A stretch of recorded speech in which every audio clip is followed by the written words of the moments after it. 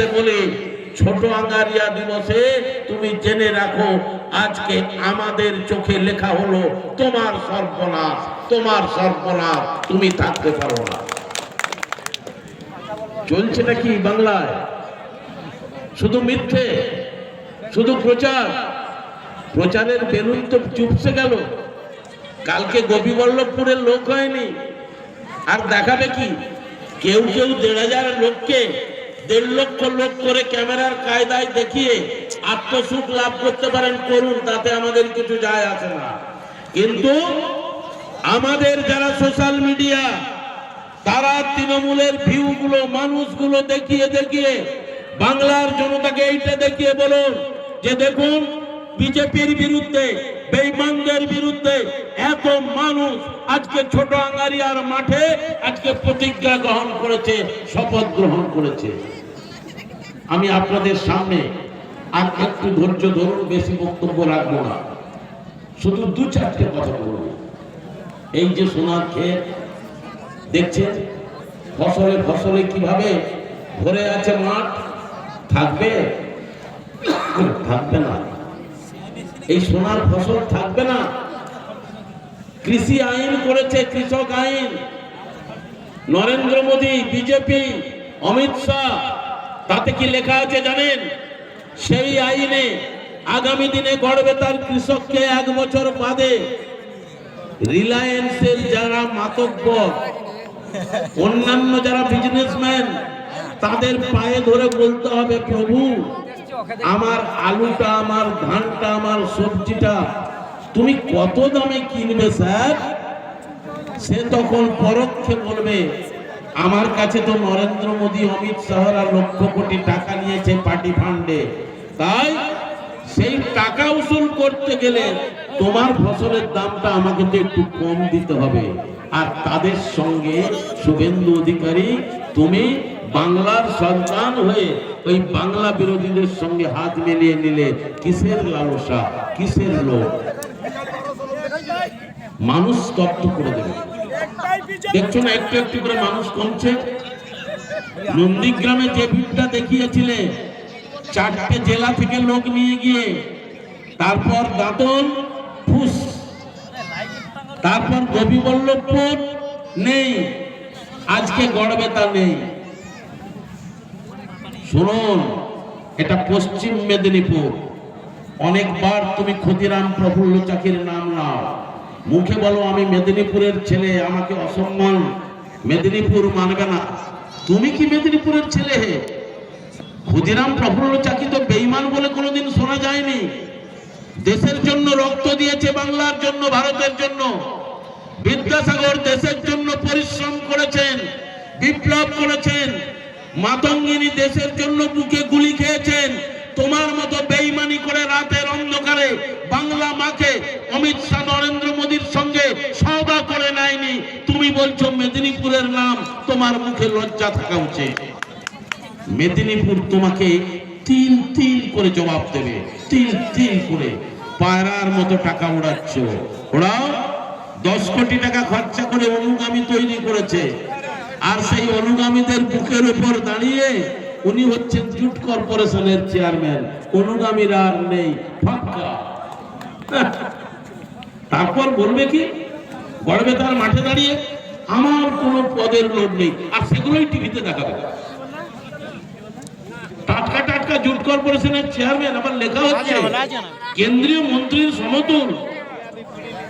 উনি বলবেন আমার তো পদের দরকার নেই। রাজ্যের সিকিউরিটি ছেড়ে দেবেন, বলবেন আমার সিকিউরিটির দরকার নেই, জনতা সিকিউরিটি।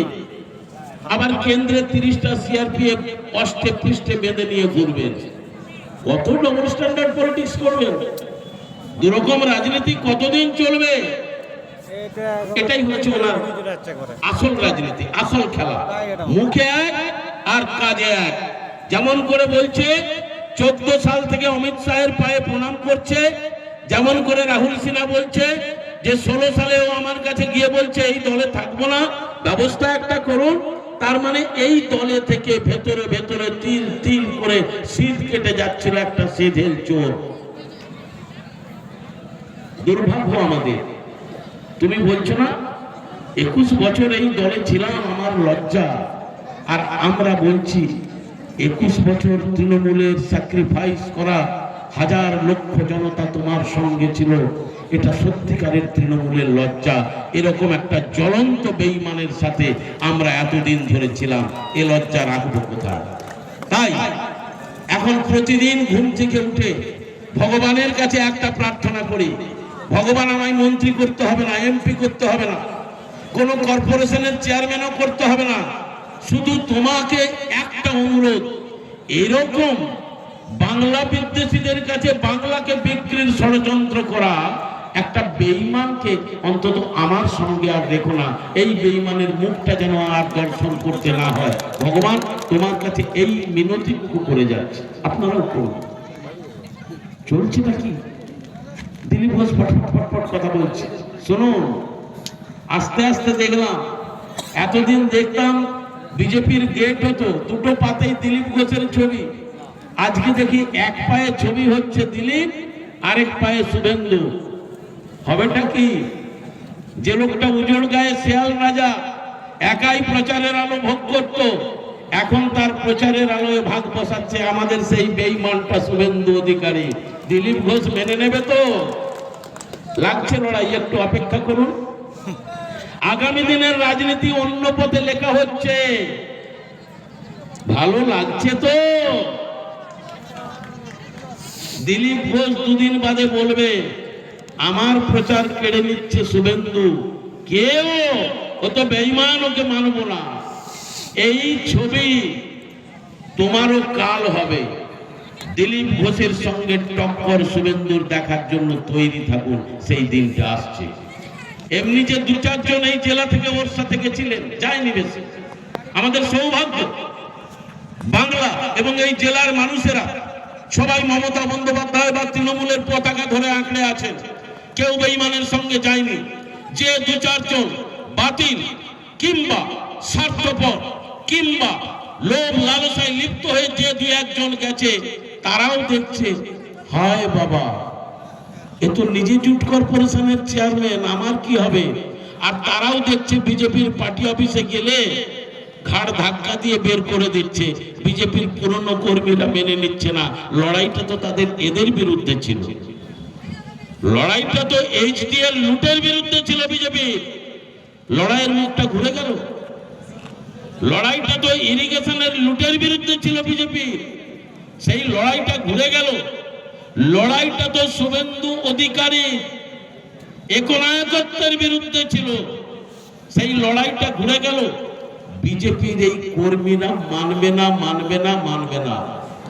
আপনাদের কাছে তাই আবেদন, বিজেপির এই অভ্যন্তরীণ লড়াইটা শুরু হলো বলে আপনাকে ওসব দেখতে হবে না, মাথা ঠান্ডা করে মানুষের কাছে যান, মাথা ঠান্ডা করে মানুষকে গিয়ে বলুন, মা আমি তোমার জন্য এই জিনিস করেছি। বঙ্গধ্বনি যাত্রা করেছেন আপনারা অনেকে, দুয়ারে সরকার দেখেছেন আপনারা অনেকে, অভূতপূর্ব সাফল্য। সেই সাফল্যে গা যন্ত্রণা করে যাচ্ছে, বলছে পিকে হটাও। কেন না? পিকে দিদিকে বলো করেছে, গ্রাম বাংলার সাধারণ মানুষ তাতে সাড়া দিচ্ছে। পিকে হটাও কেন? পিকে দুয়ারে সরকার করে দিচ্ছে, পিকে বঙ্গধ্বনি যাত্রার প্ল্যানিং দিচ্ছে, পিকে রুট লেভেল পর্যন্ত পার্টিটাকে পৌঁছে দিচ্ছে। তোমার মতো নেতার মনসবদারি চলছে না। 6টা জেলার আমি অবজারভার, আমি 100 সিট দেব, তারপর 100 সিটের 70-80টা জেতাতে পারলে আমি ইলেকশনের পর বার্গেন করে নরেন্দ্র মোদীর সাথে মমতা বন্দ্যোপাধ্যায় বা তৃণমূলকে সরিয়ে দেব, আর একটু গভীর ষড়যন্ত্র করব। ভগবানকে ধন্যবাদ যে দিদির মাথায় সেই বুদ্ধিটা দিয়েছে, যে সময় থাকতে থাকতে, বেলা থাকতে থাকতে এই ষড়যন্ত্রকারীটাকে আগে থেকে চিনতে পেরে গেছেন। ইলেকশনটা এর হাতে করলে আরো বিপদ বাড়ত। তাই একদম মানুষের কাছে গিয়ে বলো, আমি তোমার রাস্তা করেছি, আমি তোমার বিজলি দিয়েছি, আমি তোমার মেয়ের লেখাপড়ার বন্দোবস্ত করেছি, আমি তোমার ছেলে মেয়ের সাইকেল দিয়েছি, আমি তোমার অভুক্ত পেটে প্রথমে 2 টাকা কেজির চাল, তারপর বিনা পয়সার রেশন দিয়েছি, আমি তোমার স্কুলের পরিকাঠামো, কলেজ, আমি তোমার রোগে জ্বালায় যন্ত্রণায় হাসপাতালে নিয়ে যাওয়ার ব্যবস্থা করেছি, হাসপাতাল করেছি। আমি তোমার স্বাস্থ্য সাথীর কার্ড দিয়ে 5 লক্ষ টাকা পর্যন্ত সরকারের পক্ষ থেকে তোমার চিকিৎসা ভাতা দিচ্ছি। আমি মমতা বন্দ্যোপাধ্যায়, আমি তৃণমূল কংগ্রেস, আমি মামাটি মানুষের সরকার। আমি মানে ব্যক্তি আমি নয়, আমি শুভেন্দু নই যে আমি বলবো আমি সব করেছি শুভেন্দু। আমি নই, আমি বাংলার জনতা, আমি মামাটি মানুষের সরকার, আমি মমতা বন্দ্যোপাধ্যায়, আমি এই বাংলার জোড়া ফুলাকা পবিত্র তৃণমূলের পতাকা। কোথায় রাখবে তুমি এই পাপ? দেখতে ফর্সা, হ্যাঁ, এখনো গায়ে সাদা জামা, গেরুয়া উঠলো বলে। নতুন কাক যদি একটু নোংরা খায় না, একটু বেশি করে খায়। নতুন কাক যখন নোংরা খেতে শেখে একটু বেশি করে খায়, দেখবে। তো এই ভদ্রলোককে দেখলাম বিজেপি হওয়ার পর একটু বেশি গেরুয়াকরণ নিজেকে করবার জন্য চেষ্টা করছে ওই কাকের মতো। তবে এটা বেশি দিন টেকসই হবে না, কারণ ওর